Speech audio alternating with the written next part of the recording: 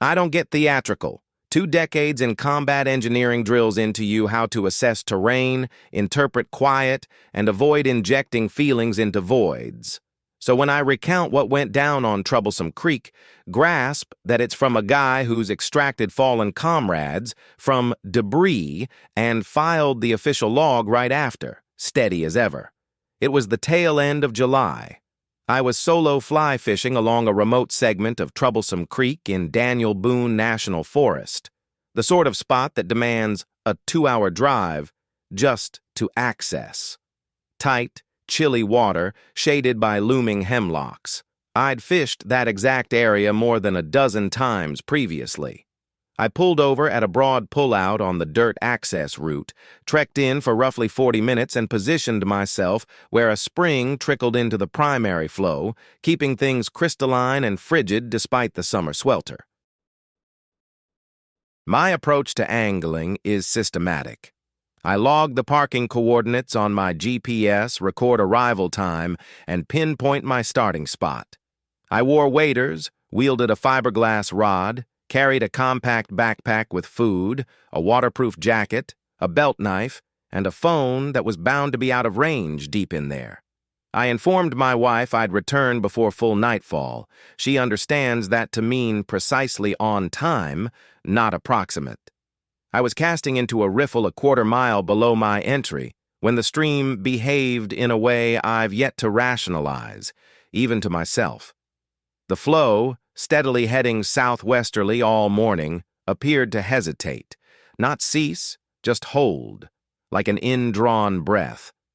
Right ahead of me, over a 10-foot span, the water smoothed out, and the ambient noise shifted. Streams never go totally quiet, but prime trout habitat has a subtle hum that fades into the background after a while. That hum vanished. No buzzing insects, no patter from the hemlock branches, no rustle in the undergrowth ferns. That's when I heard my wife utter my name, not quite her timbre. The pitch matched, the vowels formed correctly, but the consonants blurred oddly, as if mimicking her speech without mastering it fully. It echoed from upstream, off the left-hand bank, where hemlock roots plunged into the creek, forming a shadowy overhang perhaps waist level over the water. I'm not the type to panic. I pivoted and scanned, spotting nothing identifiable. I shouted her name, inquiring if anyone was present. The stream's murmur returned. The flow picked up again. A trout darted from the opposite bank, stationing itself in the current. I observed it, exhaled steadily. 3 minutes passed, and it repeated. Flow evened. Hush fell. Then her voice once more, same origin, same pitch. My given name laced with that eerie consonant softness. This instance trailed right away by a noise familiar from my field ops, not a splash, but a substantial shift. The term is slump. When waterlogged earth gives way, it slumps. This originated from the embankment over the hemlock roots, as if a massive form had redistributed its bulk. I shifted to midstream, wading to thigh depth for clearer views along both sides. The left side hemlock canopy extended about 15 feet. From there, I could peer beneath the entire length. Nothing discernible lurked, yet the ferns crowning the bank, straight overhead from the hemlocks, stirred in a manner unrelated to the breeze underneath. They swayed in a deliberate progression, like footsteps advancing, heel to toe, even for plants. An entity was traversing them eastward to westward, deliberate and unhurried, without disturbing the ground below or flexing the hemlocks. In a firm, neutral tone, I announced that I noticed the ferns shifting and intended to exit the water immediately. The ferns halted. I retreated to the closer bank, disassembled my rod unhurriedly, stowed it in its case, slung my pack, and headed upstream to my access point. The hemlock root overhang stayed on my left throughout the retreat. I avoided direct glances, keeping it in my side vision while monitoring the ferns atop the bank. They tracked me. Not with every stride, not steadily, but sinking with my halts, then advancing as I did. Upon reaching the unobscured section beyond the hemlock zone, they ceased. I've got the GPS log of that exit. It's direct, unwavering, spanning the route in around 14 minutes. I can't account for the entry I jotted down on my GPS device once I reached my backpack along the riverbank. In the field, I always scribble notes with a pencil on a compact waterproof notepad. Details like the timestamp, the river's status, and this one extra detail that slipped out without me intending it. It was in my own script, using the shorthand I picked up in the military for encounters with unidentified factors, the kind that don't match up in standard identification protocols. I scribbled UK unknown kinetic entity, followed by the time. It hit the page before I even registered what I was doing. My spouse doesn't join me on hikes. She was back at the house when I returned. I shared the notepad with her, and she inquired about the meaning. I brushed it off as standard fieldwork jargon, and that was the end of it. The notepad's still with me, along with that GPS recording. The next weekend, I fished about 2 miles eastward from the spot. No hemlocks, clear skies, bright daylight. Landed 4 solid catches, kept a pair. That section where the flow seemed to halt remains stored in my GPS under the initial label I assigned when I first charted it. I never updated it, and I haven't returned. Troublesome Creek earns its name for plenty of valid causes. Story 2. My work centers on servicing isolated weather outposts along mountaintops across the southern Appalachians. It's far from exciting, piloting a federal vehicle, hauling tools and a computer, trekking to gear that sees no one else between my routine inspections every 3 months, ensuring the information flows smoothly. Folks rarely consider the groundwork supporting those everyday weather reports. I dwell on it non-stop since I'm the one sustaining the system.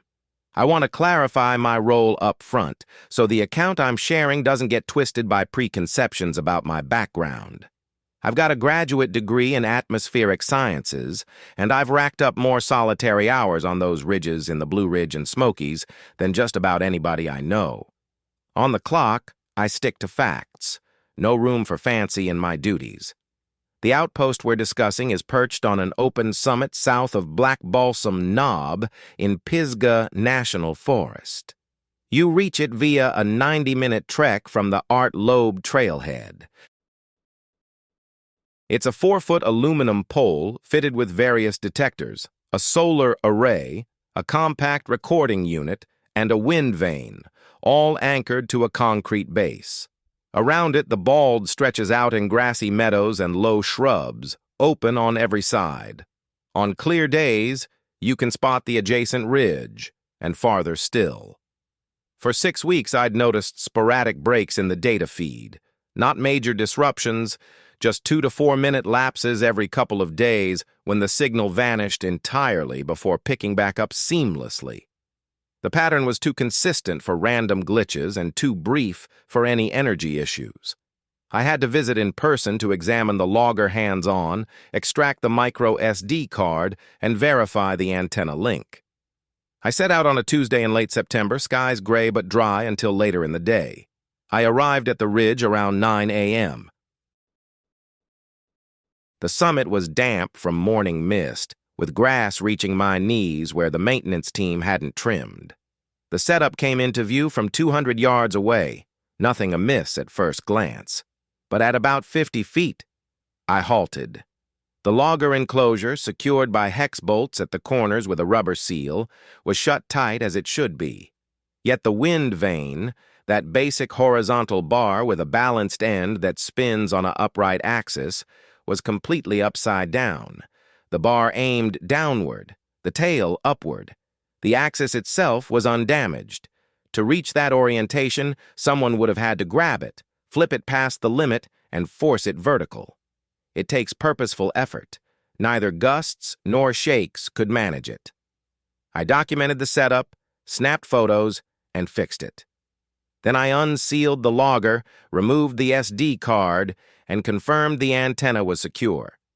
I replaced it with a fresh one, tagged the old card for analysis back at the lab.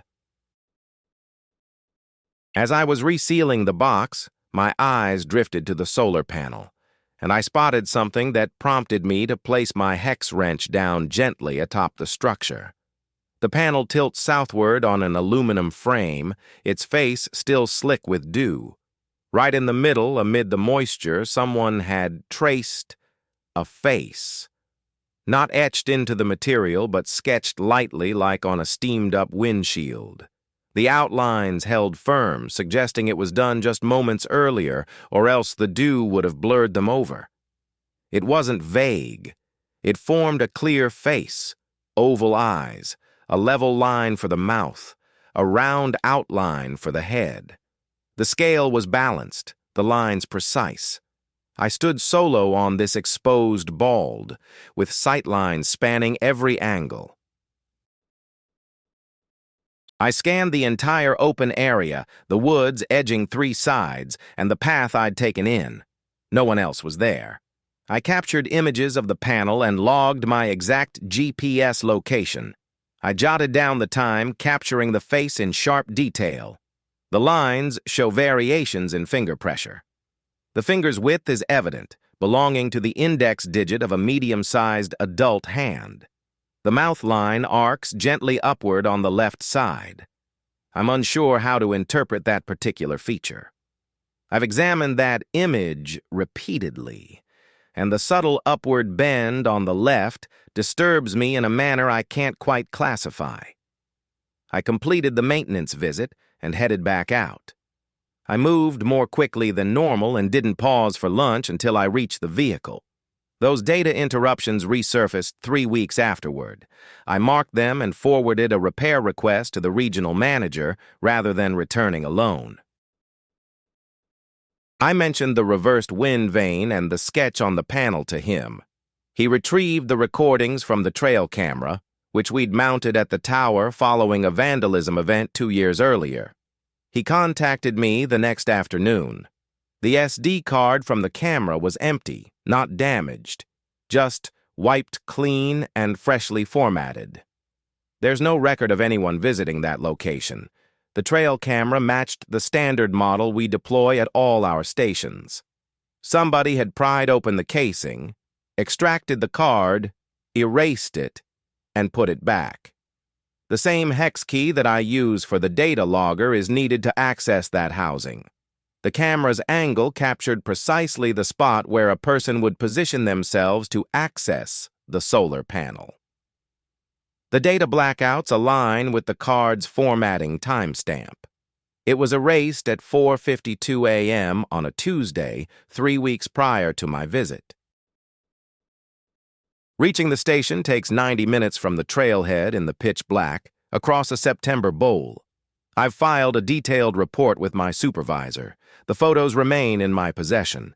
The face lingers in my phone's folder for station oddities. Nowadays, I maintain the site alongside a coworker. We travel together and always during daylight hours. I haven't returned after dark, and I have no intention of doing so. Story 3. I'll share this as I would relay an unwelcome truth to a student. Straightforwardly, without evasion, yet mindful that the details unsettle. Fear doesn't come easily to me. For 31 years, I taught high school biology. I've managed specimens preserved in chemicals that would drive most folks from the classroom. I've led overnight hikes where kids imagined shadows in the night. And I've patiently unpacked concepts like thermoclines and optical illusions, showing how the brain fabricates details it lacks. I trust in explanations grounded in science. I view fear as an alert mechanism, one that responds to tangible threats, not fantasies. I was raised familiar with the old Cassidy orchard on Brushy Mountain in Y County, Virginia. My relatives harvested apples there during my childhood. The Cassidys sold the property in the late 80s, and the trees fell into neglect. By my teaching days, it had blended into the landscape, The woods overtook the cultivated rows, with half the trees lifeless and the others bearing tiny, tart fruits no one cared for.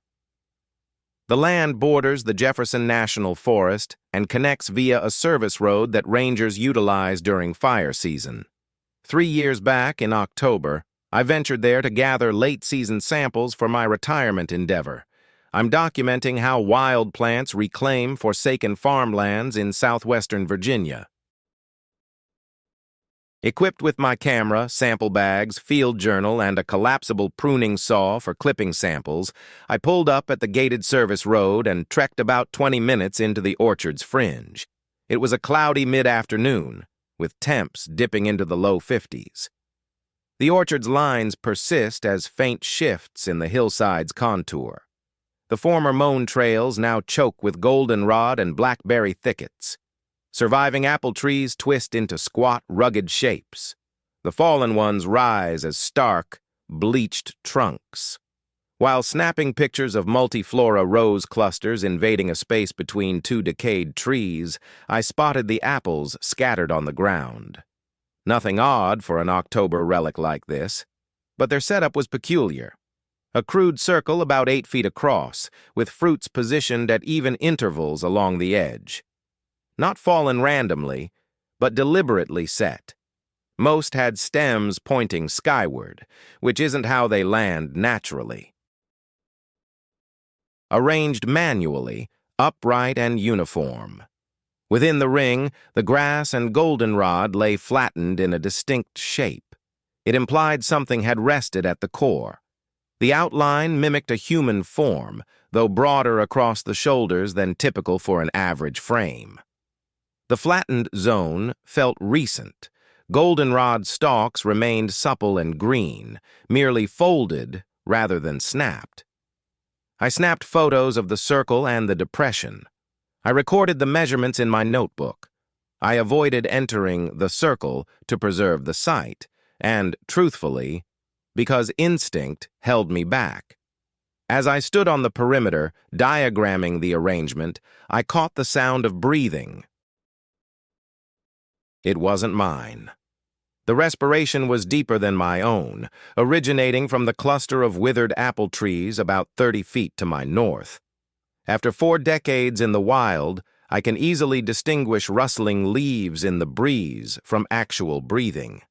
Air moving through brittle, lifeless branches produces a steady rhythm. But this sound was steady, deep, and carried a moist rasp on each out-breath. I snapped my notebook shut and called out firmly, announcing myself as a botanist on a plant study and inquiring if anyone required assistance. The noise ceased immediately. I checked my watch and paused for 2 full minutes. Silence. Grabbing my sample pouch, I headed south along the service path at a measured stride. I refused to sprint. Panic demands commitment, and I wasn't ready to acknowledge it yet. Midway to the entrance, I spotted another ring, smaller than the initial one, roughly 5 feet in diameter. Apples lined its edge, stems pointing upward, assembled identically. This formation lay right on the dirt track, aligned between the twin ruts from vehicle tires. It would have caught the eye of any approaching driver. I'd have rolled right over it in my vehicle. I snapped photos and continued on. Reaching the gate, I secured it after passing through, then lingered beside my car, pondering how to process the discovery. Fear didn't grip me sharply. It was more like the unease a scientist feels when a creature deviates from known behaviors, shattering the assumptions that once made it seem harmless. I headed to the ranger station in Ville and shared the images with the on-duty specialist. He examined them intently before dialing someone. A property overseer arrived, collecting my notes and the memory card from my camera. He mentioned prior incidents of disrupted camping areas and odd soil patterns along a 4-mile stretch of brushy mountain, spanning the last 8 months or so. He referred to them as signs of territorial activity. He avoided elaborating on whose, He advised against returning to the Grove solo and suggested contacting his department for any future research needs. He handed over his personal contact. I retain the pictures still. They capture the rings sharply, perfectly framed. The flattened goldenrod within, the apples positioned upright at even spaces. I've shared them with two peers in environmental fieldwork. One described it as intentional stockpiling of provisions, typical of animals skilled in handling objects or using tools. The other went quiet briefly, then inquired about the distance from the forest edge. I explained it sat precisely at the perimeter. She nodded, saying that clarified her unspoken question. I completed my plant inventory at an alternative location. My post-retirement endeavor persists. I avoid Brushy Mountain unaccompanied now, and never during autumn, when the fruit falls. Whatever occupied that ring remains a mystery. Its creator does too, but I know it inhaled and exhaled. Story 4. Guiding kayakers professionally fosters a unique bond with flowing rivers. You outgrow the common dread and embrace a precise caution, recognizing its raw power, much like handling a blade that could slice deep. I've navigated Class 4 rapids during peak floods, tackled narrow canyons in freezing temps, where limbs go numb in under 40 seconds. Apprehension comes with the territory, but it's measured, not impulsive. I share this background because the incident on Wilson Creek in Avery County, North Carolina, this past April had zero to do with the current. The stream behaved perfectly, fulfilling its nature. The issue stemmed from elsewhere, unrelated to the waterway. I was probing a fresh route on a Wilson Creek segment I rarely guide groups through. Solo outing, just my kayak, rescue gear, and life vest. This particular zone features a tight canyon where rock faces narrow and shadows deepen even at noon. I'd traversed it twice previously, though never amid spring runoff. I aimed to assess the hazards at elevated flows before incorporating it into advanced training. I launched from the bridge upstream of the Narrows at about 10 a.m. The flow was forceful, clocking around 2.8 feet on the gauge, solid green con to mild yellow, give or take your perspective, challenging yet controllable. I cleared the opening trio of rapids smoothly. As the canyon constricted before the fourth obstacle, I maneuvered into a pocket eddy on the left bank for inspection. The calm spot was slim, just 6 feet of still water hugging a sheer, moss-draped cliff, slick with liverworts. The stone felt chilly and moist, carrying the usual chasm aroma. Earthy minerals, algal tang, plus a subtle aquatic brininess from the stream. I balanced in the front of my craft, paddle resting on my legs, eyeing the cascade. That's when the cord caught my attention. The rope was a bright orange, dynamic climbing line, roughly 3/8 inch thick, stretching from a fissure in the cliff on my bank over to an unseen spot on the opposite side, positioned about 15 feet above the river's surface. It pulled tight across the gap, high enough to clear the head of someone standing upright, yet low enough to snag anyone caught in the upper churn of a hydraulic while swimming. The knot securing it on my end was a solid figure 8 on a bite, expertly executed, the mark of an experienced climber. It looked fresh, the outer layer remained spotless, and the color hadn't faded at all. I scanned downstream and then upward. Nothing stirred in the canyon, no signs of life. The sheer faces, towering over the rope, were impossible to scale without equipment. This setup hadn't ended up here by chance. I paddled my kayak over the falls to the downstream eddy on the far side, secured the boat, and scrambled up the right-hand wall roughly 20 feet to inspect the attachment. It was anchored to a shiny stainless steel 4-inch expansion bolt with a hanger, no natural feature in sight. Clearly, someone had bored into the stone and placed that climbing anchor just for this. The bolt gleamed without corrosion or lichen buildup on top, installed not long ago, perhaps weeks or a couple of months back. I descended again. Settling into my eddy, I pondered the implications. A line like that, slung across the narrow ravine at such a level, could easily trap someone flushed from an overturned kayak. In the powerful hydraulics of that stretch, the current would pin a person right against it with immense pressure. Self-rescue from there? Unlikely in those tight confines and heavy flow. I fished out my phone, no bars as expected, blocked by the canyon heights. So I resolved to take it down. Scaling up once more, I detached the hanger from the bolt and tugged the far end loose from the left side crack. About 60 feet of stretchy rope in total. I bundled it up and lashed it to my deck. I finished navigating the run and pulled out at the bottom road access where my truck waited.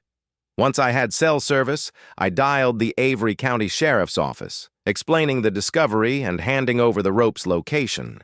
The officer on the line took it seriously. He snapped pictures of the line and anchors based on my details and phone shots. He mentioned 2 kayakers from the prior 18 months who'd ended up in hospitals after Wilson Creek runs, suffering wounds that didn't match typical river mishaps. One shattered collarbone, the other a sharp gash across the upper torso from something with straight edges. Officials had chalked both up to collisions with hidden rocks, and both occurred in the gorge. I've boated that run a few more times without spotting any other traps. Now I inspect every fissure and potential bolt route before dropping in. It's become part of my pre-run talks for skilled paddlers. Out there are folks who grasp how swiftly rivers rush and how shadows swallow canyons, leaving no timely bystanders to intervene. Certain individuals even master knots like the figure-8 follow-through. I held on to the rope myself. These days, I deploy it for setup at my launch spots. Each time I unwind it, my mind drifts to the one who knotted it originally and their intended outcome. Story 5.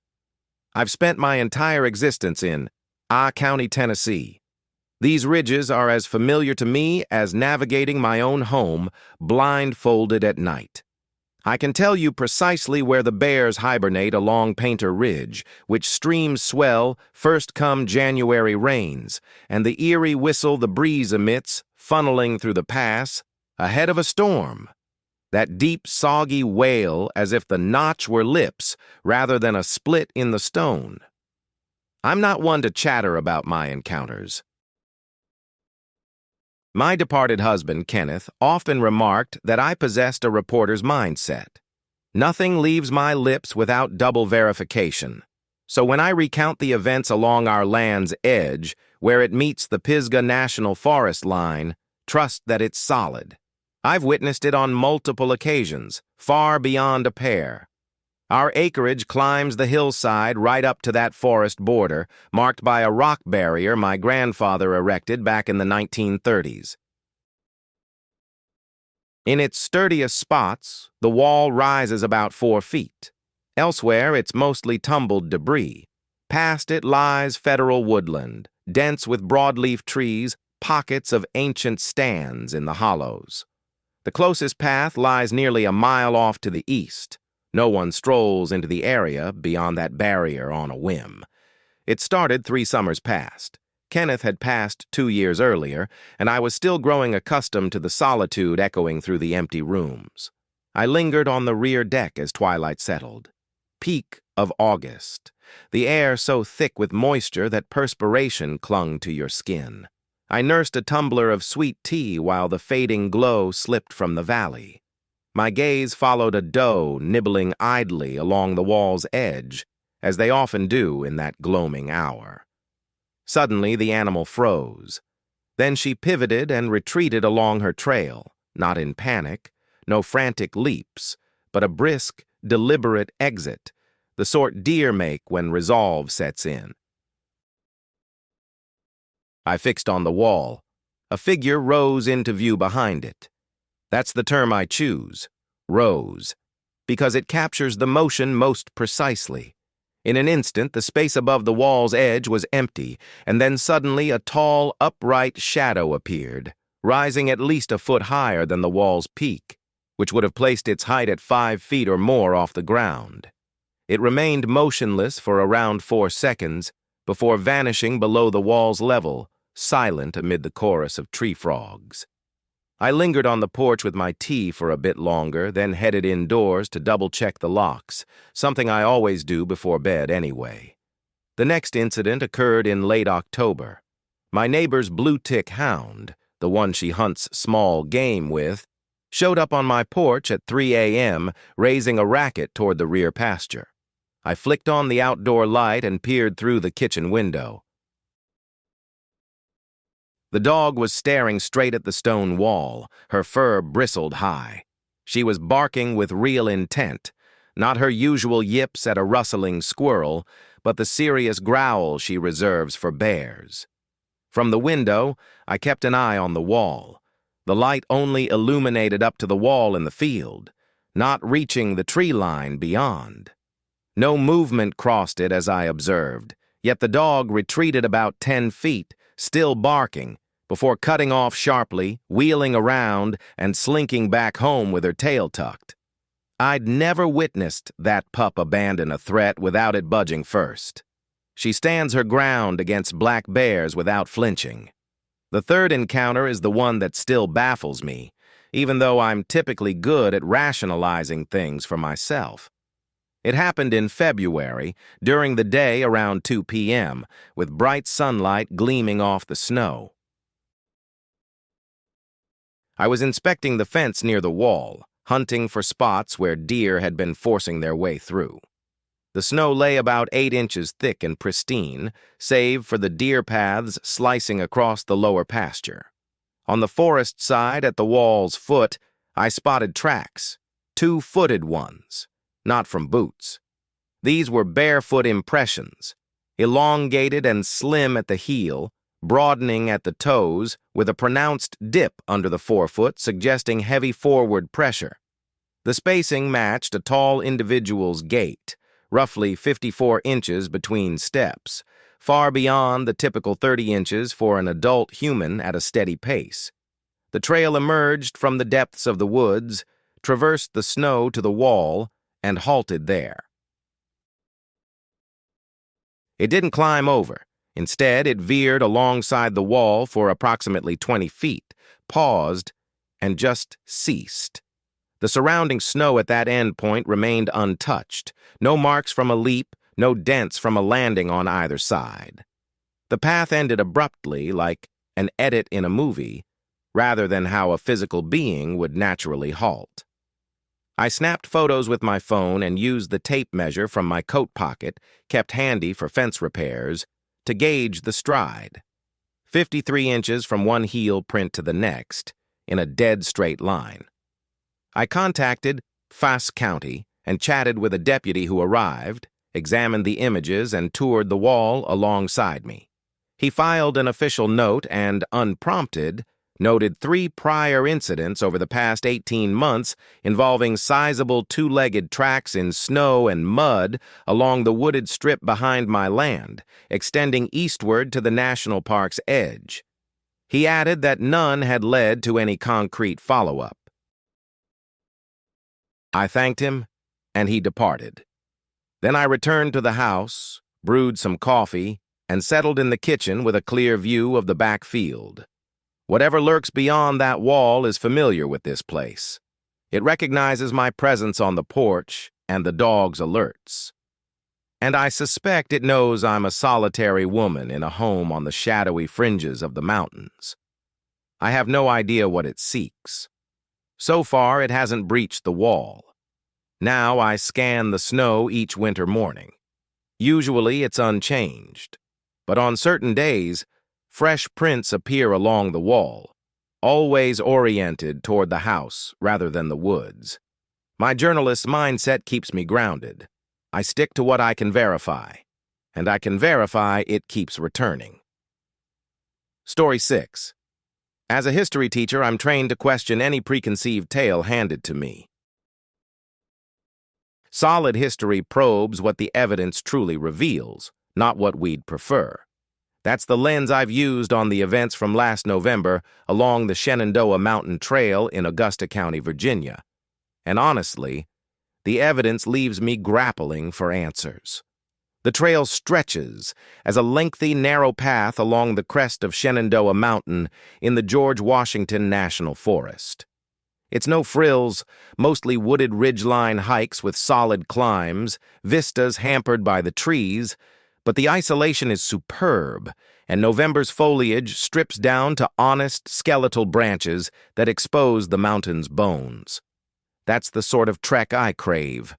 I tackle it solo when my teaching duties allow, often on Saturdays, always starting early to maximize daylight. I'd pulled off at a Forest Service road intersection and set out northward on the ridge. My itinerary, an 8-mile round trip, pausing for lunch at a scenic vantage I'd discovered before. I carried a loaded backpack, a printed topographic map, a compass, and a power bank for my cell. I'd shared my planned path and expected return time with my wife. Non-negotiable routines for me. The initial 5 miles felt invigorating, crisp chill in the air, stripped branches overhead, the sort of hike that really puts your muscles to good use. I spotted a pair of hunters perched along a utility corridor, gave them a quick nod, and pressed on. Lunch came at that scenic viewpoint facing the Western Valley, complete with a rustic bench pieced together from reclaimed wood. It was a classic late fall afternoon. Faint light in the sky, the ridgeline stretching like a stitched divide across the landscape. Trouble brewed on the way back, roughly 2 miles shy of my vehicle. The path intersects a utility easement slicing diagonally across the ridge, about 50 feet across, covered in low grass and brush, with the route entering from the east and emerging on the west. I'd navigated it northward earlier with no hassle. Heading south now, the western exit featured a metal directional marker mounted on a pole, the typical Forest Service green and white style. It read __, quote _1__ with an arrow directing east, right back into the clearing, instead of south toward the woods. I'd just traversed from the east. The real path lay south, exactly where I needed to head. I paused to inspect the marker, then scanned southward and spotted the painted blaze on a tree some 15 feet inside the tree line, that standard 2 by 6 inch streak of paint marking the true way. The sign was steering clear of the blazes, straight into the open area. I jotted a note about it in my field journal, snapped a picture, verified my bearing with the compass to confirm south, trailed the blaze into the woods, and continued. I figured it was likely a upkeep slip-up or some mischief, and I'd flag it to the rangers. About a mile farther along to the south, I picked up on sounds trailing me along the path. Steady footfalls, regular rhythm, the crunch of boots over brittle leaves and stones. They weren't closing in or lagging, just maintaining pace. I eased my speed, and so did they. I halted, and they did too. I shouted a greeting. The steps picked right back up, same tempo, unhurried. I covered 50 feet and paused once more. The footfalls synced perfectly with my stop. I wheeled around to check. The trail stretched empty as far as the eye could reach. Resuming my stride brought the sounds back, identical rhythm and heft. I need to tread lightly on interpretations versus certainties here. A scholar's caution. The facts. For around half an hour, I registered boot-like steps shadowing me on that leaf-strewn track. They synced with my gait. They ceased whenever I did. No figure appeared when I glanced back, and there was zero breeze to rustle the foliage. Temps hovered at 38 degrees, atmosphere utterly calm.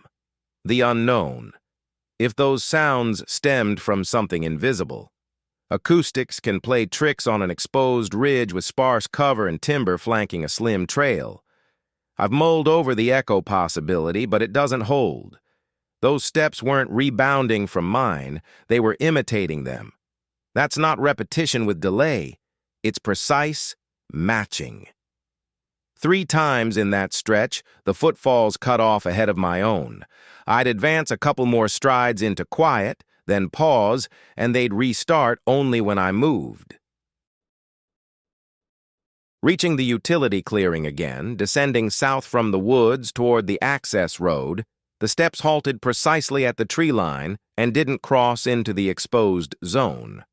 I got to my car, headed straight to the Forest Service outpost in Staunton. Being a Saturday late afternoon, it was shut tight. I drafted a detailed account on paper, adding the GPS pinpoint for the sign and the shots I'd taken, sealed it in an envelope, and dropped it in the mail come Monday. 2 weeks on, a staffer rang me up.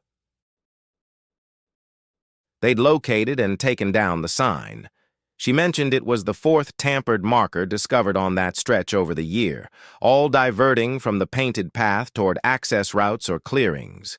No leads on the perpetrator yet, but it was under ongoing watch. I brought up the footsteps. After a beat of silence, she noted a single prior mention of something similar there.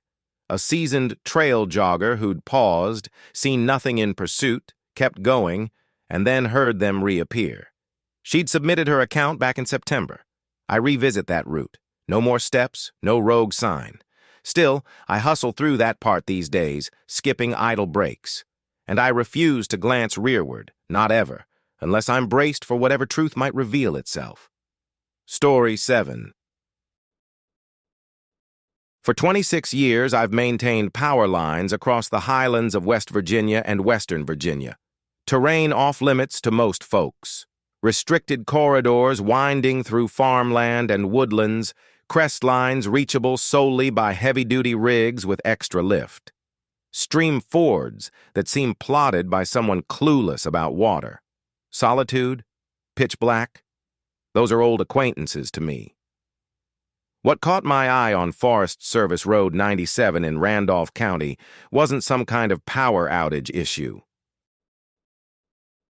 I wasn't working at the time, just out scouting entry points for a private hunting property I was considering.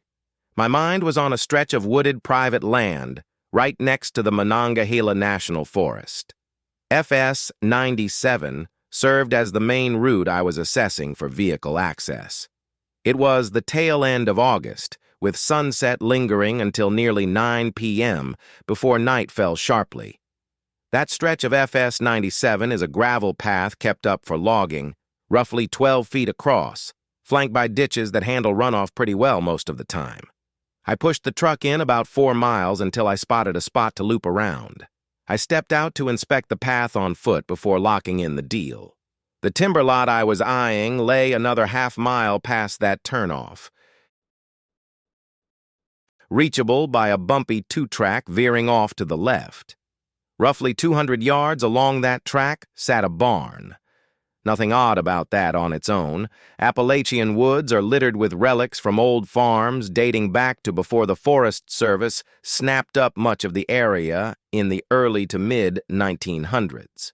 Derelict cabins, withered apple groves, tumble-down sheds, even random stone fences slicing through what seems like solid wilderness. Over the years, I've poked into plenty of those spots, always scanning for dangers before leading a team nearby. But the door is what froze me in place. The structure was classic timber-framed, probably a century old, with weathered gray planks and a corrugated metal roof that had caved in on about a third of the southern side. The northern portion held up fine. And there, on the north face, the door hung wide open. It was your typical sliding barn door, boards nailed horizontally with battens, gliding along a rail. A good 3 feet ajar, and spilling out was this glow from inside, not just leftover daylight sneaking past the ruined roof. The south side was shrouded in tree shadows, and the sun had already dipped behind the hill. The illumination had a cozy yellow tint, like from an old-school incandescent bulb. Definitely not natural light or a phone beam, pure electric warmth. In a rundown barn, miles deep on a Forest Hall road, with zero electrical lines anywhere close for at least a mile.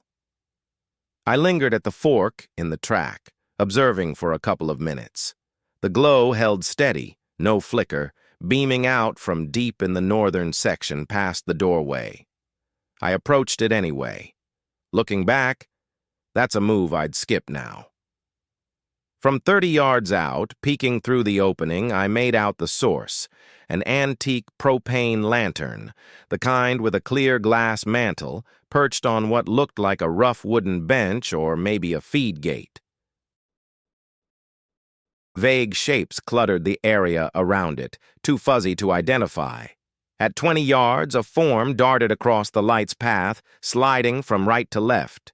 It was squat, hugging low beneath the lantern's height, and zipped by in silence.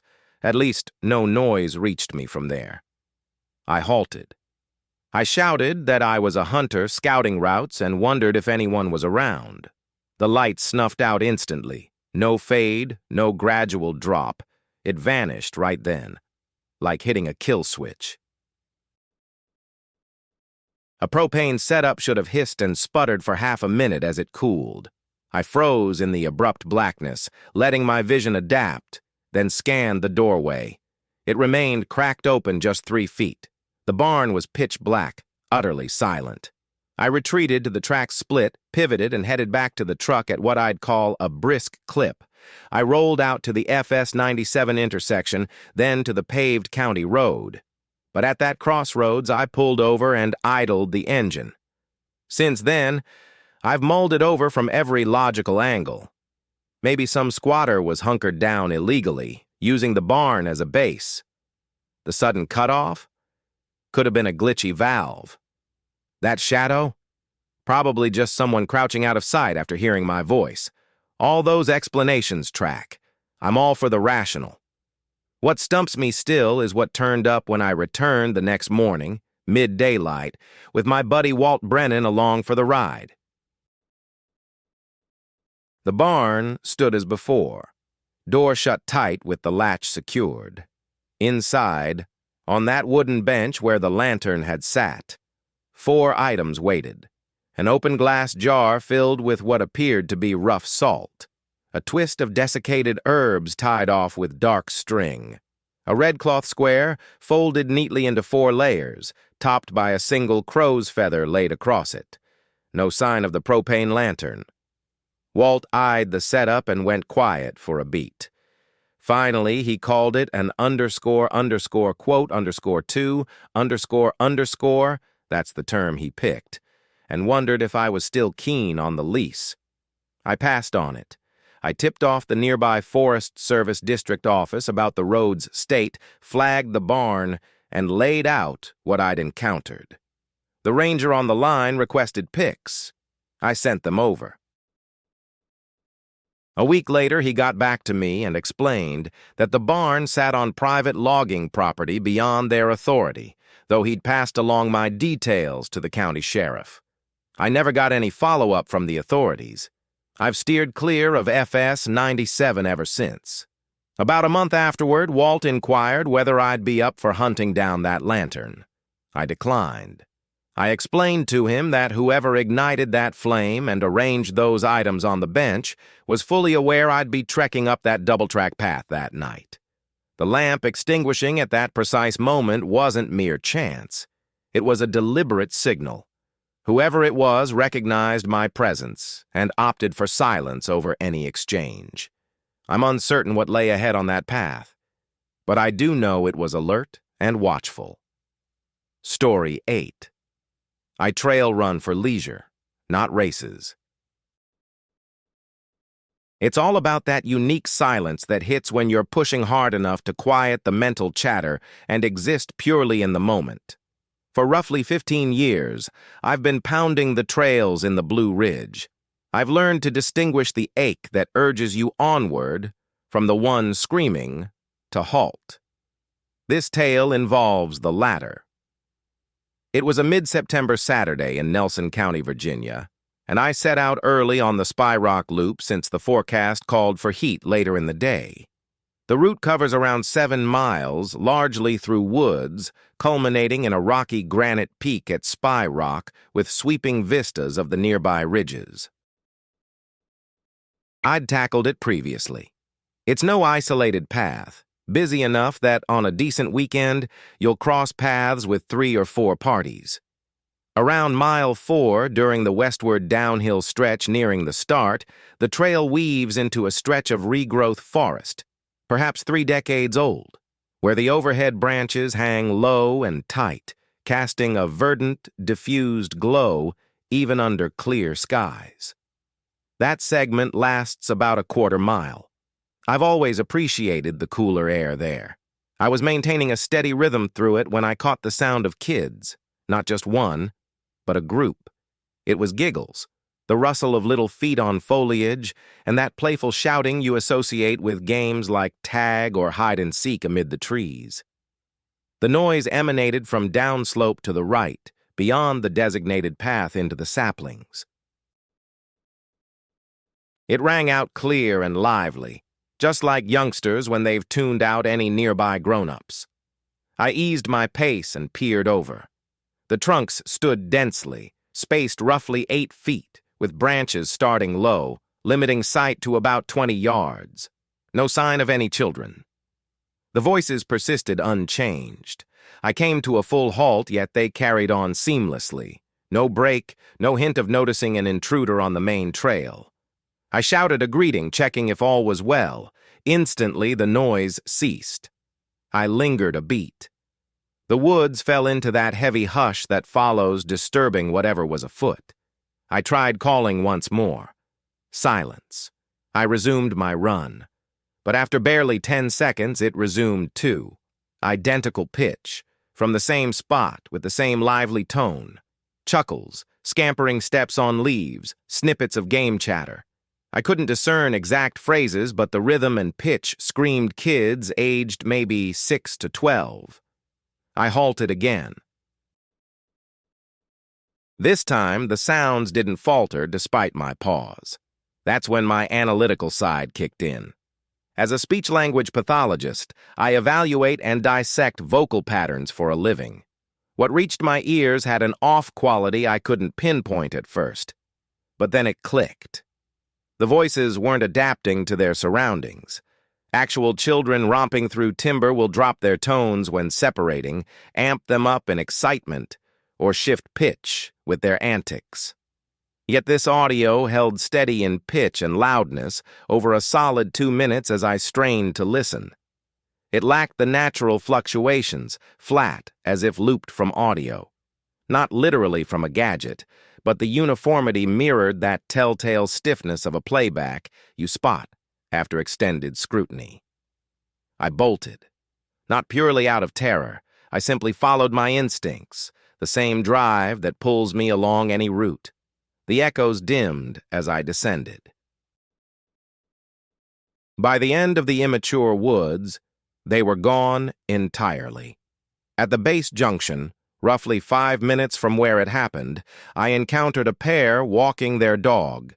I paused to ask if they'd traversed that regrowth area.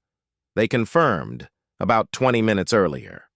Had they caught any kids' voices? The woman glanced at her partner. He met my gaze and replied, no, not a soul. He added they'd even noted the eerie stillness of that part. In my line of work, I weigh words meticulously. The precise terms in my assessments matter deeply, and I strive for exactness. I've mulled over what reached my ears that afternoon, and the closest description I can muster is this. I caught the noises of kids frolicking amid the trees, in a spot where later accounts verified no youngsters were present. Those audio qualities didn't match up with real-time chatter reacting to the surroundings. Once I was back home, I passed along the details to the trail group, not the rangers or officials, just the association, since that felt like the sanest step. The helper on the line paused briefly before mentioning 2 similar incidents on that trail stretch over the last year. Each one featured noises without any apparent origin. One got pegged as a kid's voice, the other sounded like somebody shouting a name. These days, I tackle the spy rock loop with companions. It's not outright fear holding me back. More like I refuse to venture solo through young forest territory again, especially when an echo that whispers my name can halt me in my tracks without even showing up. I navigate the Blue Ridge Parkway end to end twice annually, once in spring and once in autumn, whenever I can string together enough vacation time. I handle it in my own truck, with all my camping setup loaded in the back. No rigid timeline, just tied to the weather. I veer into the scenic stops, crash at established sites or primitive spots if permitted, and devote roughly 10 days to the full traverse. It's become a ritual for me now. 8 journeys deep. I'm as familiar with that drive as anyone who's navigated it through every kind of weather. I recall the exact spots where the asphalt buckles at the turnoffs, the stretches where the barriers cut off sooner than anticipated, the sites with steady water access versus those requiring you to haul your supply. Around milepost 280, a modest turnout sits on the eastern edge of the road, marked by a simple wooden stake and a brief trail leading to a rocky ledge. No label on the sign, no formal label on any chart I could dig up. It shows up in parkway listings as a viewpoint, but drivers often zip by since the panorama only reveals itself once you're out on the stone. On my southward runs, I make it a point to pause there as the ledge orients southwest, grabbing the fading glow just before it slips behind the distant crest. During last autumn's trip, I eased into the spot at about 5:30 p.m. The illumination was spot on. That rich amber haze stretching shadows over the basin and rendering the layered hills like carefully arranged folds. I'd brought along my camera, a basic mirrorless model, no pro setup, and I spent around 20 minutes capturing the glow when I spotted the figure at the ledge's distant edge. He faced away from me toward the expanse, arms hanging loose, clad in somber attire. Not trail clothes, but something closer to heavy-duty pants and a jacket, both dark, minus any headwear or gear. His hair appeared dark, neatly trimmed. He held utterly motionless, which struck me as odd on that exposed rock, given the steady gusts up high at dusk that typically make folks adjust their stance. He stayed rooted. I called out, "Hello?" No reaction. I repeated it. Still nothing. As I shifted leftward for a clearer shot at the sunset, he pivoted in sync, a gradual quarter turn to shield his front from my view. Intentional. He mirrored my step and kept his rear toward me. I swung back right. He reversed accordingly. I froze in place and observed. He remained fixed. I announced firmly that I'd be wrapping up and leaving soon. Silence from him. I snapped a couple of shots of the scene, making sure to frame his outline against the backdrop for the record, then retreated along the path. At the starting marker, I glanced over my shoulder. He hadn't budged from the ledge. I continued south to the subsequent campsite, roughly 12 miles down, and shared the encounter with the site attendant. She was a seasoned retiree on her 3rd year volunteering there. After I outlined his appearance, she responded thoughtfully that a similar sighting had come in from that exact overlook about 6 weeks earlier in September. A guy in the identical pose, gazing the same way, ignoring all attempts at communication. The reporting group included 3 kids, and the eldest, a boy of 8, had remarked that the man seemed off somehow. She noted the family had departed abruptly, unable to pinpoint their unease. I pressed for details on what off meant. She claimed that was all she knew, just the child's words at that age. Back in my rig that evening, I reviewed the images. He's visible in both. a dark shape etched against the valley's gleam, turned away from the lens. His arms hung straight down by his sides, hands resting on his hips. His build appeared perfectly ordinary. No glaring issues. Yet in the photo snapped just 3 seconds later, his shadow stretched in the incorrect direction. I realize how bizarre that comes across. I examined it 4 separate times. The illumination in both images was identical. The southwestern horizon, with 3/4 of the sky visible. In the initial shot, my own shadow extended northeast toward the tree line. That matched the light's angle perfectly. But in the follow-up, his shadow veered northwest instead of northeast.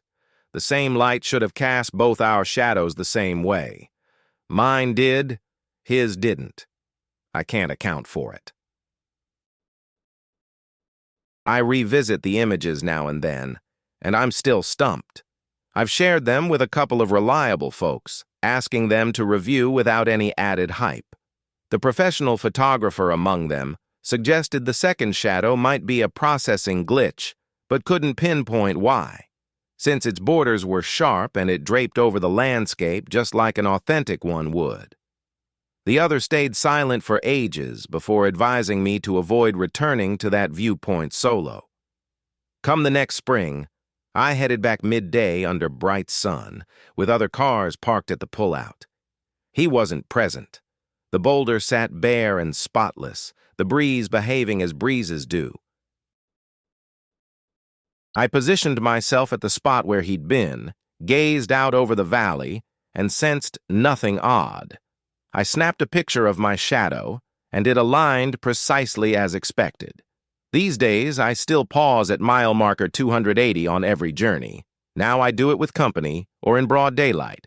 I've never spotted him since, but I hold on to those photos, and whenever I pull up to that overlook, I scan the rock formation before stepping from the vehicle.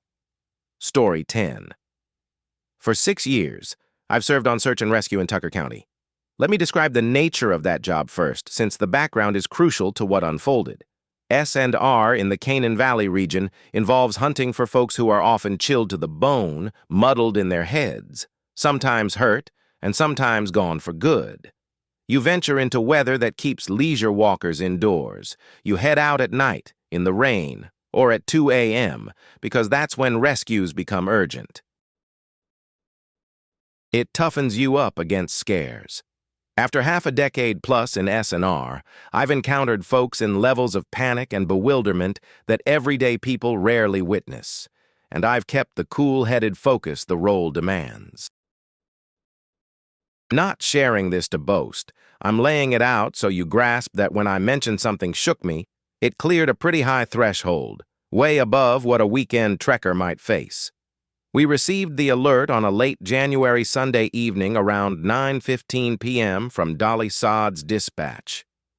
A hiker was overdue. His last reported spot was along the Red Creek Trail by the Roaring Plains access. He'd called in at 3 p.m. to say he was looping back to his vehicle but hadn't made it to the lot before nightfall.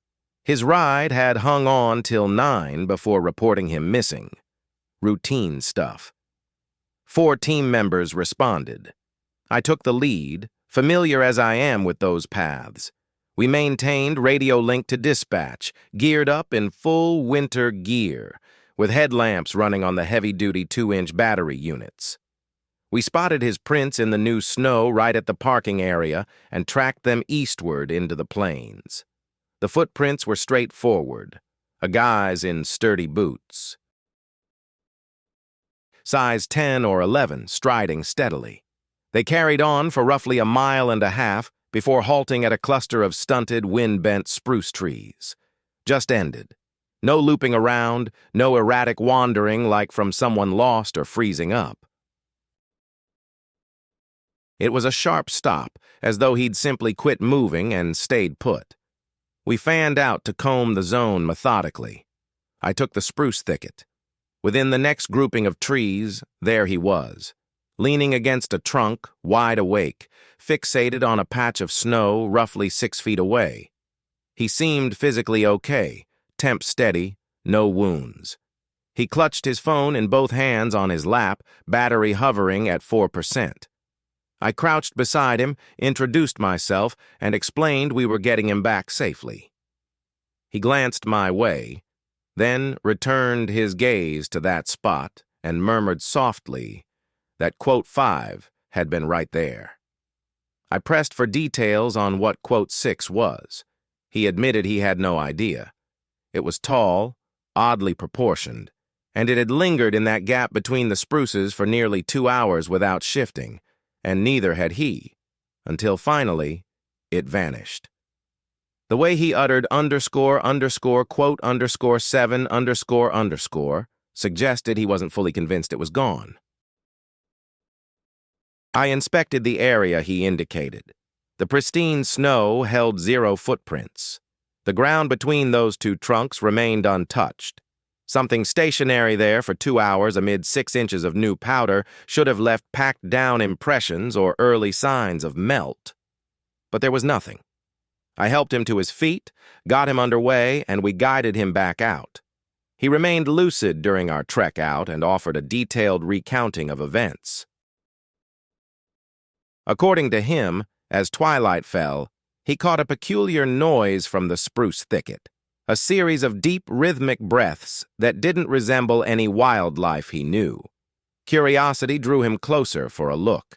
There, positioned between a pair of trunks, stood a figure he gauged at roughly 6.5 to 7 feet in height, shadowy and featuring arms that seemed disproportionately lengthy, dangling awkwardly from the shoulders. It was staring right at him, he insisted. Throughout the duration, he observed it. The thing never shifted position or emitted another noise beyond that first breath. He explained that fleeing hadn't crossed his mind, fearing it might trigger a chase, and somehow, on a gut level he couldn't explain. Remaining motionless struck him as the right choice. I documented the complete episode in the official report, incorporating his description. I highlighted the lack of footprints in the pristine snow. Specifically, I pointed out how the area between those two trees remained spotless and untouched, and how I inspected a 4-foot circle around the location without discovering a thing.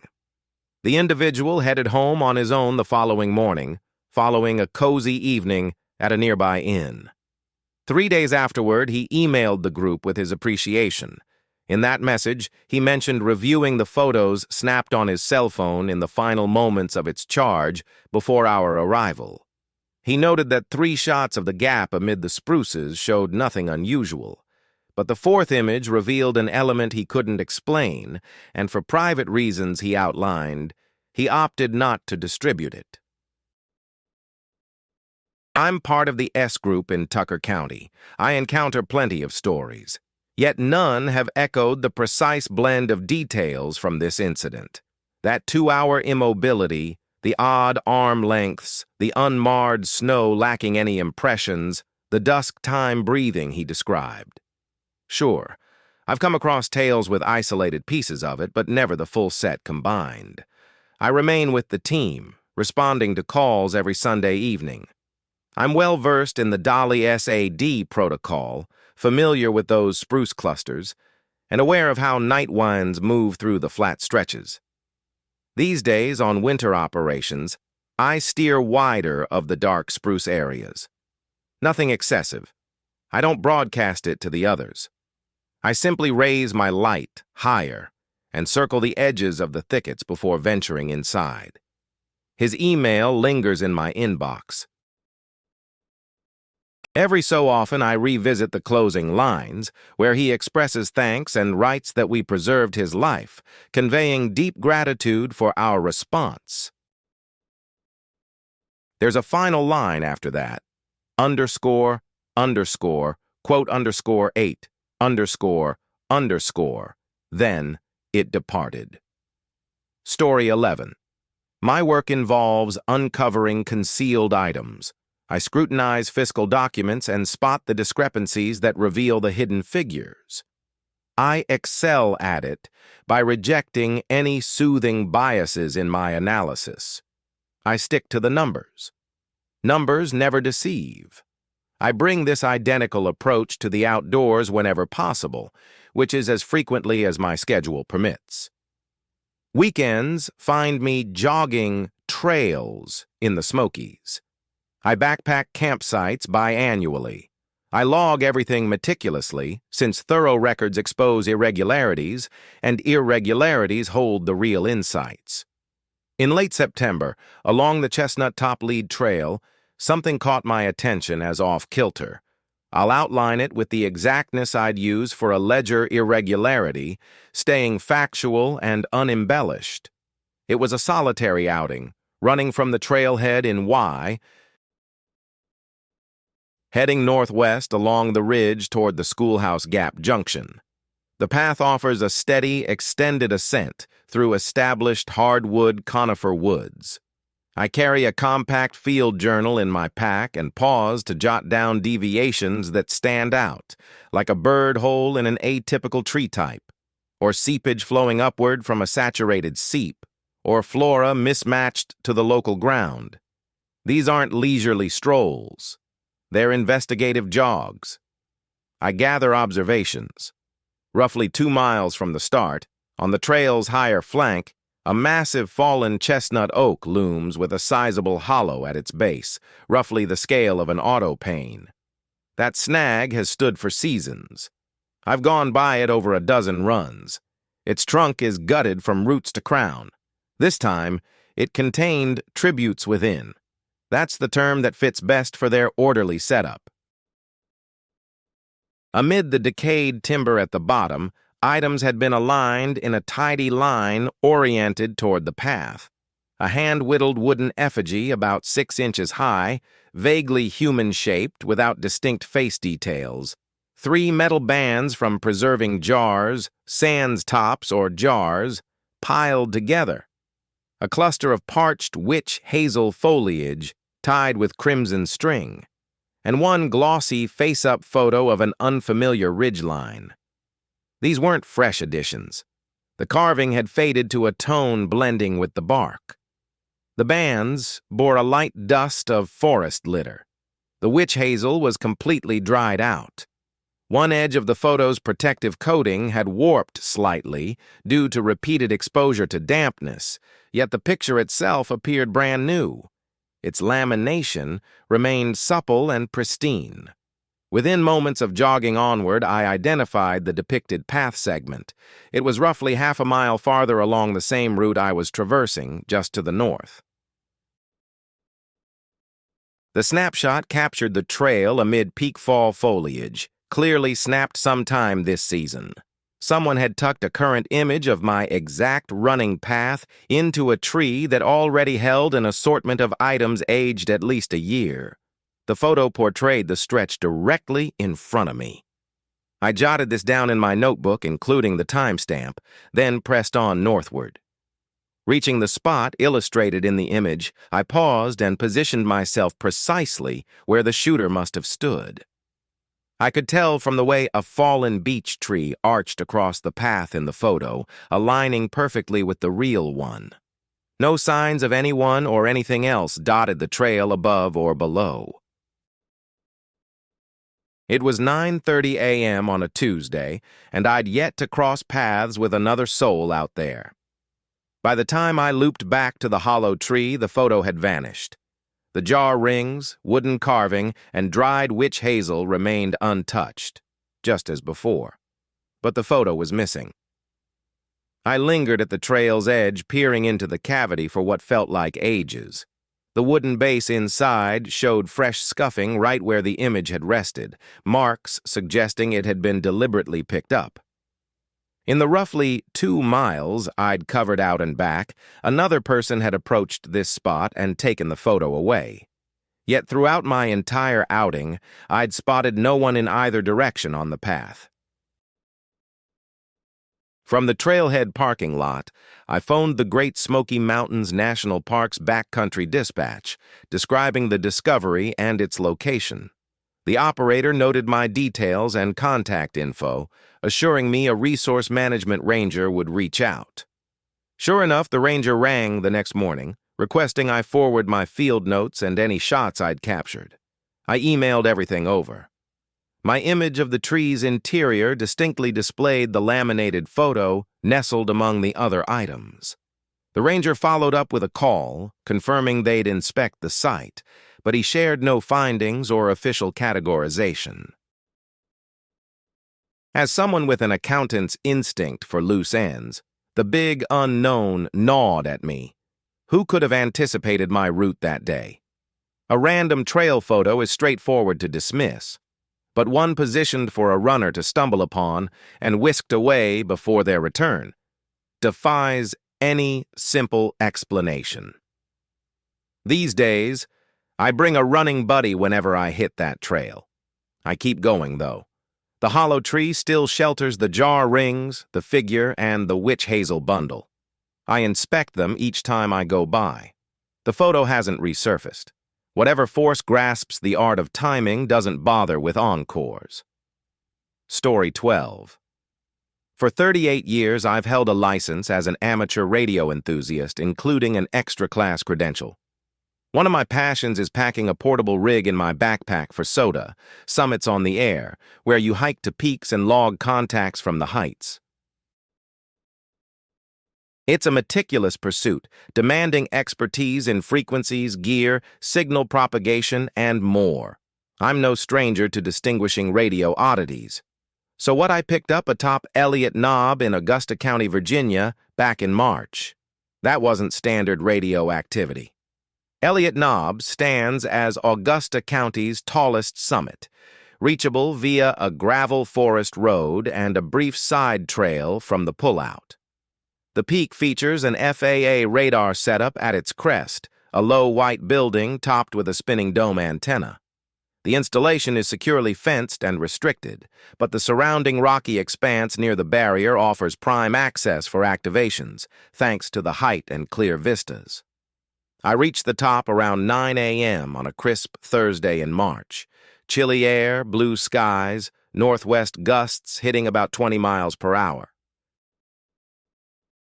I deployed my setup in my go-to location on the fence's southeast flank, steering clear of any radar interference risks. That included a 3-element Yagi for the 20-meter band on a slim carbon fiber pole, a compact transceiver, power pack, and my logbook. The session proceeded smoothly for the first 40 minutes or so. I notched 11 QSOs, some stateside, others across the Atlantic, recording each meticulously, and was gearing up for a stint on 12 meters when the receiver abruptly filled with static that halted me cold. We hams get intimately familiar with our rigs. We can differentiate the texture of interference across bands. 20 meters crackles, unlike 40 meters, and both differ from utility noise, like power line hum or digital switchers. This wasn't typical band clutter, nor was it a transmission. It was patterned static, noise laced with a repeating structure that pulsed roughly every 8 seconds. And it sure wasn't Morse code, a code I'm fluent in. It wasn't any kind of aircraft beacon either, a detail I'm quite familiar with from my experience. Instead, it consisted of rhythmic shifts in volume, peaks and dips, repeating in a way that felt intentionally crafted. I double-checked my gear, scanned the dial, verified the antenna links, and even tested the power levels. All readings were spot on. That rhythmic pulse kept repeating every 8 seconds for around 4 minutes straight. Then, a voice broke through. To be exact, it wasn't riding over the static, but woven right into it, faint like a distant signal struggling to emerge. The language was English, and over 2 bursts, about 30 seconds apart, I picked out a few words. The initial one included __, quote, _9__, while the next seemed to feature a guy's full name, I think. I didn't jot it down quickly enough, and I'm hesitant to guess at it now without full confidence. I keyed the mic, gave my call sign, and requested the sender to come back with their ID. Nothing. I tried again. twice. The patterned static rolled on for roughly 90 seconds before the band cleared up completely, returning to its usual hum. For a few minutes, I lingered there, piecing together some logical possibilities. Maybe a distant operator hopping on the frequency without a proper tag, or a utility outfit straying into amateur territory. Could even be bleed from a plane's comms on an adjacent channel. These scenarios make sense on paper, but none quite explain the deliberate rhythm or how the voice nestled deep within the noise rather than cutting across it. I wrapped things up and headed out, pausing at the radar site's gate to note the contact details. It's run by an FAA contractor. Once I hit cell range down the hill, I dialed the number.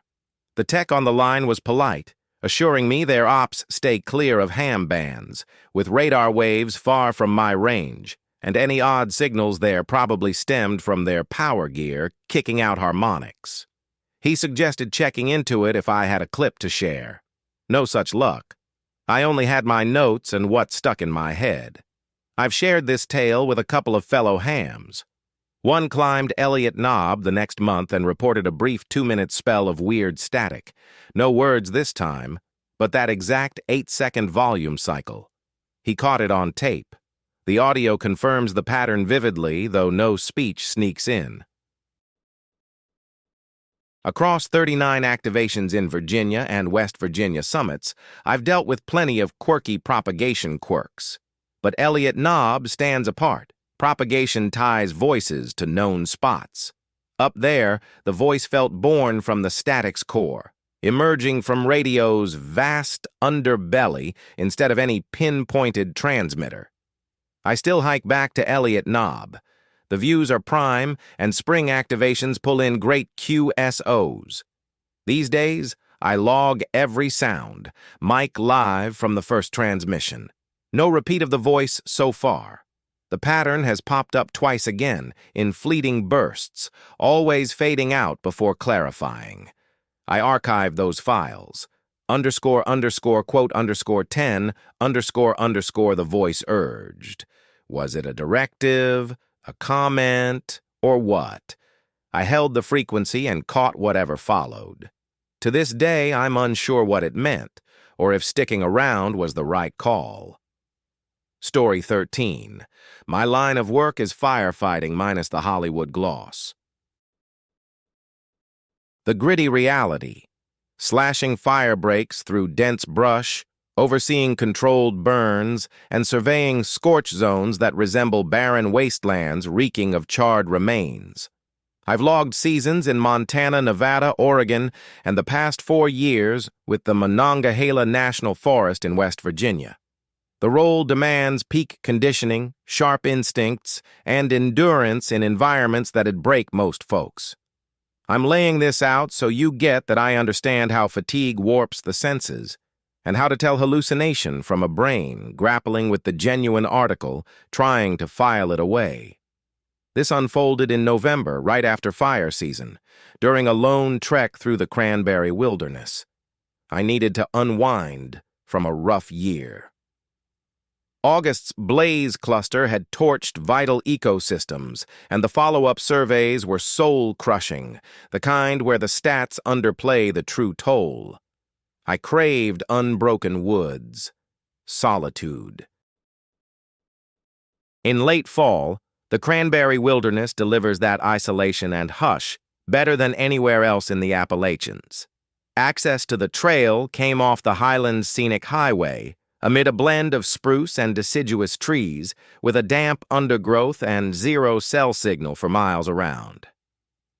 I headed in Thursday evening for a 2-night stay, aiming to exit Saturday afternoon. The odd event unfolded Friday night.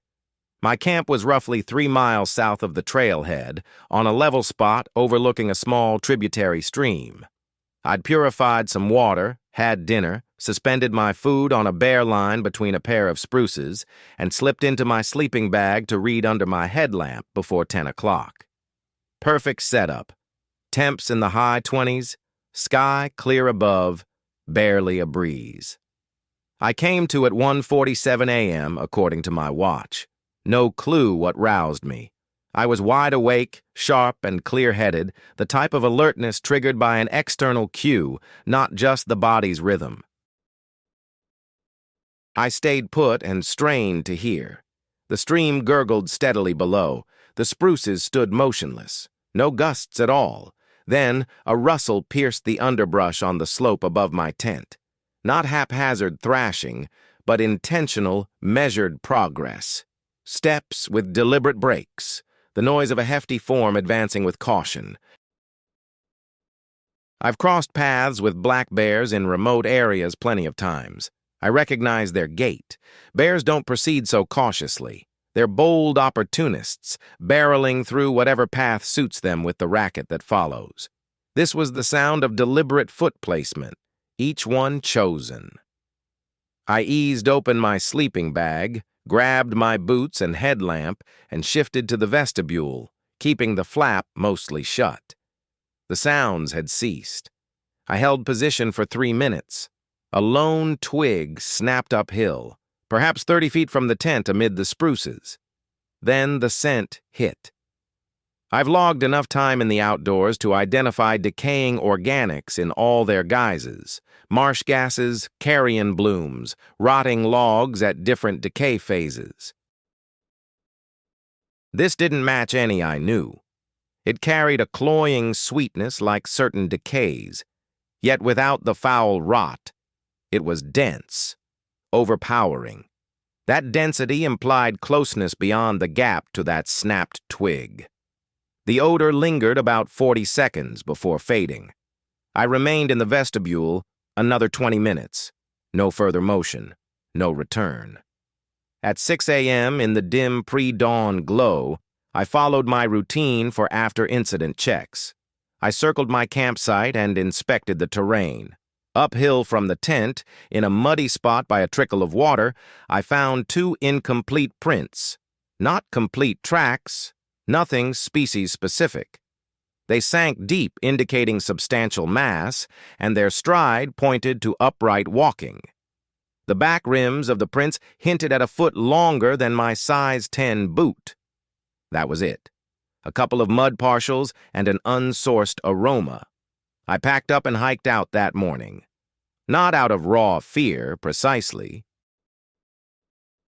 but because a proper after-action review demands straightforward evaluation, and the evaluation pointed to an unidentified massive presence with a bizarre scent profile, advancing with purpose, heavy enough for those deep mud marks, operating within 30 feet of where I slept around 2 a.m. In wildfire ops, an unidentified element near your team, unclassifiable, means you don't linger to guess its next move. You relocate to a verified safe area and log it. I filed the report at the Forest Service station near the Cranberry Wilderness trailhead. The ranger noted my details. He had me mark the print's location on a map, which I did. He mentioned multiple past reports of strange smells and big unidentified prints in the Cranberry Wilderness over the last 2 years. He left it at that. I returned to the Cranberry Wilderness the next April. Fine weather, reliable streams, untouched woods. Just as I craved. I pitched camp 2 miles north of my prior site, on an exposed plateau with clear sight lines everywhere. Slept soundly. No prints, no scents, no odd noises. I've mentally reviewed that November evening countless times. The purposeful steps, the odor, the heft in those impressions. I understand how fatigue warps perception, and this wasn't fatigue. I was well-rested, vigilant, handling a task I'm skilled in. That night's task was to remain in my shelter, evaluate calmly, avoid provocation. I handled it right. Whatever lurked on that slope, I suspect, executed its role properly too. It withdrew. I withdrew. No injuries, no escalation. In firefighting terms, that's a smooth resolution. I recorded it accordingly. But I haven't solo camped in the Cranberry Wilderness since. When plotting a lone outing in the Monongahela, I weigh if the factors from that slope, nightfall, dense spruces, November chill, might mirror my destination. Story 14. My work puts me in trees for a living. As a certified arborist, I manage a high ropes adventure course in Transylvania County, North Carolina. I've logged more hours suspended in the treetops than most folks ever do on the highest rungs of a ladder over their entire lives. Trees are my expertise. The forest canopy is second nature to me. I understand the subtle cues of the woods during various times of day and night. Arborists often start work at first light, after all. Plus, from countless nighttime checks and setups for the ropes course, I'm pretty adept at interpreting a forest after dark. But what unfolded that November evening on the Farlow Gap Trail in Pisgah National Forest defies everything I know about the overhead layers of the woods, where I typically uncover answers. I was out on a solo nocturnal trek, something I do now and then to sharpen my skills in navigating with minimal visibility. To me, mastering a familiar trail network in pitch blackness, armed only with a headlamp and a map, builds a deeper level of competence than sticking to sunny daytime outings. The Farlow Gap Trail is territory I'm intimately familiar with. I've traversed it through every season and in foul weather. Nothing about the area caught me off guard. I set off from the Courthouse Falls trailhead around 9 p.m. in early November, with temps hovering near 38 degrees Fahrenheit, clear skies, and a quarter moon overhead. My itinerary was straightforward. Ascend to the Farlow Gap Junction, pause there for half an hour, then descend. The full loop clocked in at about 5 miles. The initial 2 miles passed without incident. Solid path, crunching dry leaves, and the steady rush of Cathy's Creek echoing up from below for the first stretch until the route climbed the ridge. No other souls in sight. The woods behaved like any shrouded forest does, alive with the faint rustles of critters steering clear and the overarching hush of the rest. Around the 2.5-mile mark, as I pushed toward the gap, a headlamp flickered into view, trailing me. Nothing odd about that. Night hiking draws a small but dedicated crowd around here, particularly among stargazers at prime dark sky spots. I clocked it mentally, gauged their speed, and shifted to the trail's right edge to yield if they wanted to overtake. But they didn't pick up the pace. The light held steady at roughly 150 feet back, distant enough to stay out of chatting range, yet near enough that they seemed to be tailing my path for guidance. This went on for nearly a mile. When I eased off, so did they. I halted at a creek ford to take a drink, and they paused, too, lingering in the rear. As I pressed on, they matched me step for step. I shouted a greeting over my shoulder, inquiring if everything was okay. Silence. I tried once more. Still nothing. By the time I arrived at Farlow Gap Junction, I planted myself there and pivoted completely, aiming my headlamp straight down the path. The trail stretched empty below. I could make out about 100 yards in the dimness. No sign of anyone. I waited at the crossroads for 5 minutes amid total quiet. The partial moon cast a faint glow over the clearing at the gap, outlining the tree line sharply. Not a twitch along the lower trail. I began the descent. Just past the initial switchback from the junction, there it was again. The headlamp, trailing at 150 feet, mirroring my rhythm exactly. I froze on the spot and wheeled around. The light persisted. A white LED glow at medium brightness, identical to my own model's beam. Positioned at just the right elevation for someone strapped to their head, it aimed squarely along the trail, casting that telltale spill across the leaf litter typical at such range. I stared it down. It stayed put. I spoke up plainly, saying I could spot them and urging a reply. The light snuffed out. There I was, plunged into darkness with my beam fixed on the former spot, utterly vacant. No outline, no stir in the foliage, no footsteps fading away. I double-checked my paper map to verify my spot and ensure I was on the right route, then quickened my stride, favoring speed over careful footing to put space between us. The headlamp never reappeared. I got back to my truck by 11:15 and headed straight to the lot by the Forest Service outpost on US 276. It was shuttered that late, so I jotted down a detailed log right there. Timestamps, locations, and filed it via the online system once I was home. A Forest Service officer reached out by email a week on, saying they'd gone over my submission and asking if I'd chat with a law enforcement ranger. I agreed. He phoned 2 days later, direct as could be. He'd logged 4 similar incidents over the past 10 months along the Farlow Gap and Daniel Ridge trails involving lone headlamps sans any visible operators. 2 came from seasoned trekkers who'd paused, turned, and found zilch at the light's origin. Another was a trail runner who'd sensed someone overtaking her but glimpsed no one upon looking back to nod hello. Then he posed an odd query.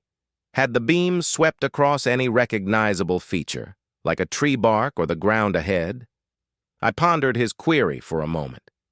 I explained that while I'd spotted the light directly, I couldn't verify if it had projected onto anything beyond, like a tree or the path, since my attention had been fixed on the glow itself. He nodded, mentioning it aligned with similar accounts. He didn't expand on the implications, and I didn't press, sensing it might force an official statement he preferred to avoid on the record. I respected his restraint. Later, I trekked the Farlow Gap Trail under sunlight. These days, I'll resume night hikes, but sticking to paths where that light hasn't shown up. Superstition isn't my thing. I earn my living in elevated spots, where I've come to rely on oddities. They're the signals that gear might break, or a seemingly solid limb proves unreliable. A beam without an owner? That's an oddity. An official from the Forest Service probing about light projection? That's someone who's already mulled over the nature of the oddity. I trust folks like that. No need for him to spell it out. Story 15. In my career, I scrutinize plant remnants as forensic clues. I take the stand in trials, pinpointing pollen grains, seed bits, and botanical fibers to pinpoint locations of objects or individuals. Accuracy is crucial in my field, especially under legal scrutiny. A careless call can unravel during questioning. I avoid errors like that. I've got 40 acres in Floyd County, Virginia, abutting the Blue Ridge Parkway along the northeast boundary. The line's marked by a split-rail fence that's been there since I purchased the place 12 years back. Past it lies the parkway's protected zone, overseen by the National Park Service, with a blend of hardwoods extending to the roadway. I inspect that fence line regularly for upkeep reasons. I'm familiar with its every detail. The initial oddity surfaced in late April, 3 years prior, right along the fence on the parkway's side, in a forest patch where garlic mustard had long been overtaking local flora. That invasive was utterly gone from a 40-foot stretch, not diminished but erased. The spring wildflowers it had stifled were thriving: bloodroot, trillium, spring beauty, hepatica. In that 40-foot band next to my boundary, the intruder had vanished, letting the natives rebound. Eradicating garlic mustard demands painstaking manual effort. I handle it on my own land. Clearing a 40-foot area would have taken hours of meticulous labor. Evidently, someone tackled it on the parkway's edge, either right before or during early spring, without any tools that caught my eye. I snapped photos to record it and marked it as a welcome surprise. I notified the Blue Ridge Parkway's resource management team, since controlling invasives is the sort of activity I like to monitor for updates. The contact informed me no restoration tasks were planned there, nor had volunteers been dispatched to the spot. She requested the images, which I provided. She promised to look into it and follow up. 2 weeks on, she rang back. She'd checked the location, verified the clearance, but had no clue who was behind it. Come September, the next irregularity appeared. In a damp, low-lying section along the fence, roughly 80 feet from the garlic mustard zone, sat a round, cleared patch about 12 feet across. The vegetation had been neatly trimmed at ground level, not yanked out. At its heart, a stack of stones, flat slabs of nearby sandstone, arranged with precision, rising to around 18 inches. The setup was intentional and precise. It resembled a cairn, though unlike the trail guides I'm used to, as it occupied a spot without paths, views, or any clear wayfinding purpose. Circling the cairn's base, embedded in the earth, were basal rosettes of an unfamiliar plant. I gathered 3 samples. In my lab, I identified them. An unexpected find for Floyd County, a petite native perennial linked to montane bogs and seeps in the southern Appalachians, uncommon at my property's altitude and soil conditions. The plants looked vigorous, with undisturbed roots, suggesting a fresh transplant. Apparently, someone had set native bog flora around a stone cairn in a bare circle on Parkway territory, right by my fence. I alerted the same resource contact. This time, she arrived with a fellow expert. They inspected the cairn and greenery.